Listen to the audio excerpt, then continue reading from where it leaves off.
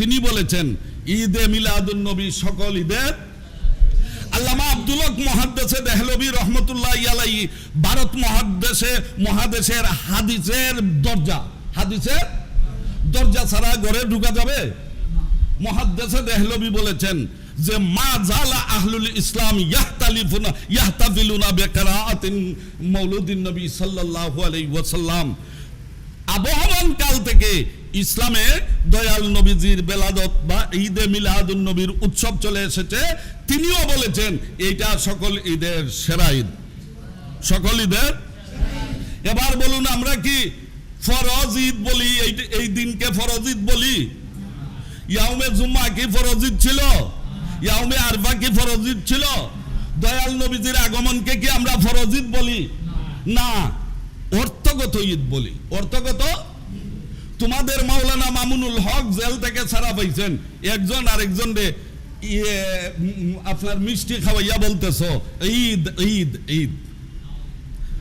তোমাদের সব জেল থেকে ছাড়া পাওয়ার কারণে যদি মিষ্টি খাইয়া ঈদ হইতে পারে, তাহলে তাম বিশ্বজগৎ জাহান্নামের জেল থেকে, অন্ধকারের জাহিলিয়াতের জেল থেকে মুক্তি পাইছে যেই নবীজি মুহাম্মদুর রাসূলুল্লাহ সাল্লাল্লাহু আলাইহি ওয়াসাল্লাম। সেই নবীজির জন্মকে কি আমরা ঈদ হিসাবে মানলে তোমাদের এত জ্বলে কেন? দুঃখের বিষয়, সুনানে তিরমিজির হাদিস থেকে প্রমাণ হলো ঈদ দুইটা নয়, ঈদ আরো দুইটা আছে। কিতা কিতা? ইয়াউমুল আরফা, ইয়াউমুল ঈদ।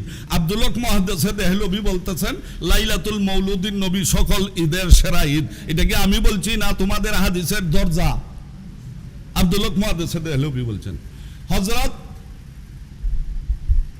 জালালউদ্দিন সিয়ুতি রহমাতুল্লাহি আলাইহি তিনি বলেছেন আল হাবিলিল ফতোয়ার মধ্যে, হযরত তাফসিরে সাওয়ীর মধ্যে বলেছেন, তাফসিরে রুহুল মানির মধ্যে এই ঈদগুলো আইনা বলা হয়েছে সবচেয়ে বড় ঈদ হইল ঈদে মিলাদুন নবী। সেই দিকে আপনারা আলোচনা গেলে লম্বা হয়ে যাব। এবার আমি আপনাদের সামনে সহিহ হাদিসের ভিত্তিতে মিলাদ প্রমাণ করছি। এর ভিত্তিতে সহিহ হাদিস থেকে মিলাদ প্রমাণ করতে যাচ্ছি। আপনারা দেখুন এই হাদিসের কিতাবের নাম কি? সহিহুল বুখারী, সহিহুল ইমামুদ দুনিয়া ফিল হাদিস।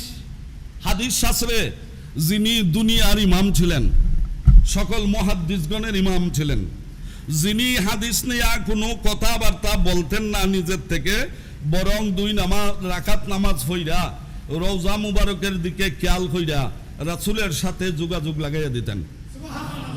ডাক দিয়া মুরাকাবার মধ্যে বসিয়াম দয়াল নবীজিকে বলতেন, ইয়া রাসূলুল্লাহ, যেই হাদিস আমার কিতাবের মধ্যে লিখতে চাই, এই হাদিসটার ব্যাপারে আপনার অভিমত কি? ইমাম বুখারী বলতেছেন, মদিনার সবুজ গম্বুজ থেকে যদি কোনো সবুজ সংকেত আসতো, অর্থাৎ হাদিসটা ঠিক বলে আমাকে নিশ্চয়তা দেওয়া হতো, তখন আমি আমার হাদিসের কিতাবের মধ্যে ওই হাদিসটা সংকলন করতাম। ইমাম বুখারী রহমাতুল্লাহি আলাইহি একখানা হাদিস এনেছেন বুখারী শরীফের মধ্যে। তিনি বলতেছেন,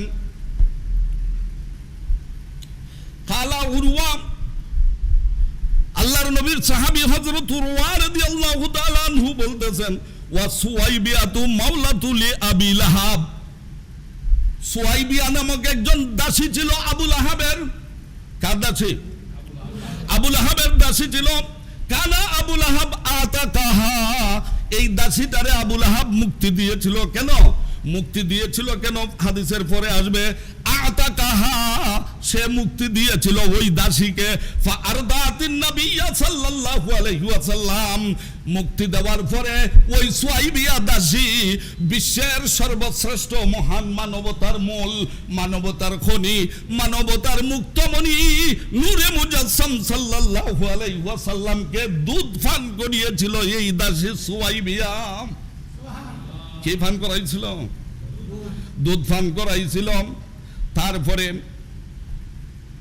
কালালাহু, হ্যাঁ, এরপরে ফালাম্মা মাতা আবুল আহাব, তাইলে আবুল আহাব আজাদ করলো কারে? জোরে বলেন। আবুল আহাব আজাদ করলো কারে?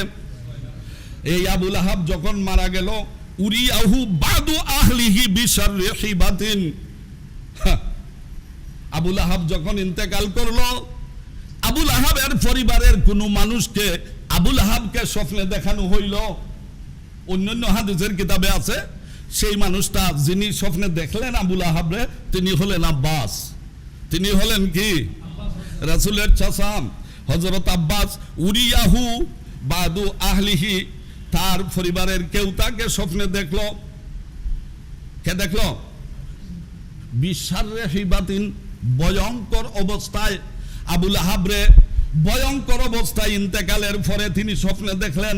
কালা লাহু মাজা লাকিতাম, যিনি স্বপ্নে দেখলেন অর্থাৎ আব্বাস, তিনি বলতেছেন মাজা লাকিতা, ও আবুল আহাব তুমি কি প্রত্যক্ষ করেছো, কি দেখেছো? কালা আবুল আহাব, আবুল আহাব বলেন লাম আলকি বাদাকুম গায়রা আন্নি সুকিতু, আমি তোমাদের কাছ থেকে বিদায় নেওয়ার পরে এই দুই আঙ্গুলি থেকে পানি চুষণ ছাড়া, পানি বিহাজিহি, এই দুই আঙ্গুল থেকে বিআতাকাতি সুয়াইবিয়া, সুয়াইবিয়ারে এই দুই আঙ্গুলি দ্বারা ইশারা করে আমি তাকে আজাদ করেছিলাম। এই কারণে এই দুই আঙ্গুল থেকে সুমিষ্ট পানি ছাড়া, জাহান্নামের শাস্তি ছাড়া আর কোনো কিছু লক্ষ্য করি না। তাইলে বোঝা গেল এই দুই আঙ্গুল থেকে কি হয়েছে? পানি বাইর হয়। আবুল আহাব কি জাহান্নামে না জান্নাতে?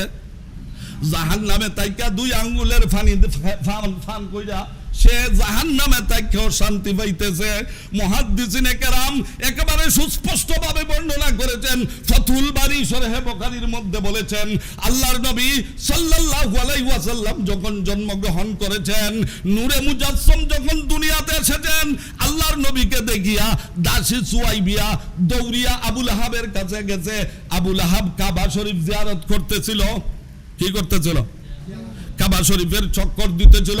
কাবা শরীফ চক্কররত অবস্থায় যে বলতেছে, আবুল আহাব তোমার এক ভাতিজা জন্মগ্রহণ করেছে, চাঁদের মতো উজ্জ্বল চেহারা জলমল করতেছে। মাঠে চেহারা জলমল করে না, চেহারা মাঠে জলমল করে না। কে করে? জুড়ে বলেন, কে করে? তাহলে নবী নূর না মাটি? নবীজি নূর, জলমল করতেছে চেহারা। আবুল আহাব শোনার সাথে সাথে বলতেছে, সর্বনাশ, আমার ভাই যদি দুনিয়ায় থাকতো রে, তাইলে তো আজকে এই ছেলের জন্য কতই না আনন্দ করত। এই চিন্তা করিয়া ডাক দিয়া বলতেছে, সুয়াইবিয়া রে, আমার ভাতিজা, আমার চাঁদের মণি মুহাম্মাদুর রাসূলুল্লাহর জন্মের খবর আমাকে দেওয়ার কারণে এই আনন্দে খুশি হয়ে আমি তোমাকে জীবনের মতো আজাদ করে দিলাম। আমার আল্লাহ বলে, ও আবুল আহাব, সবচেয়ে বড় কাফির তুমি। তাব্বাত ইয়াদা আবি লাহাব ওয়া তাব, আবুল আহাবের নামে সূরা নাযিল হইয়া আবুল আহাবের ধ্বংসের কাহিনী পবিত্র কোরআনে বর্ণনা করা হয়েছে। স্বতন্ত্র সূরা যেই কাফেরের নামে নাযিল হয়েছে, সেই আবুল আহাব জাহান্নামের মধ্যে থাকিয়া নবীজির মিলাদের কারণে আনন্দিত হইয়া আবুল আহাব তার দাসীরে আজাদ কইরা দেওয়ার কারণে জাহান্নামে থাকিয়াও সে শান্তি পায়। জাহান্নামেও। এবার বলেন, একটা জাহান্নামী মানুষ যদি নবীজির জন্মে আনন্দিত হইয়া দাসী আজাদ করার কারণে জাহান্নামে থাইকা যদি আনন্দ শান্তি কিছু পাইতে পারে, সুমিষ্ট পানি পাইতে পারে, তাহলে আপনি আমি ইমানদার, আমরা জাহান্নামে যাইমু না, জান্নাতুন নাইমে যাইমু।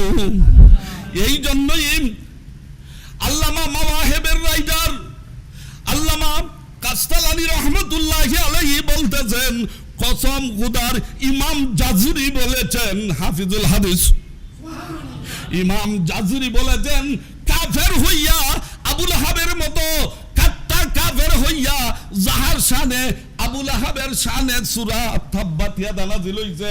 এমন একটা কাফির যদি নবীর আনন্দে আনন্দিত হইয়া দাসী আজাদ করার কারণে যদি সে জাহান্নামে থাকিয়া যদি সুমিষ্ট পানি আঙ্গুল দিয়া পাইতে পারে, উম্মতে মুহাম্মদীরে আমার জীবনের কসম, আমার উমরের কসম, লা উমরি, আমার জীবনের কসম, আল্লাহর নবীর বেলাদতের আনন্দে আনন্দিত হইয়া তুমি যদি সদকা করো, তুমি যদি আনন্দ করো, নতুন জামা কাপড় নিজে পরো, বাচ্চাদেরকে পরাও, এতিম মিসকিনদেরকে খাওয়াও, সদকা করো, ভালো ভালো কাজ করো, আমার জীবনের শপথ করে বলতেছি, এই কারণে আল্লাহ তোমারে জান্নাতুন নাঈম দান করবে।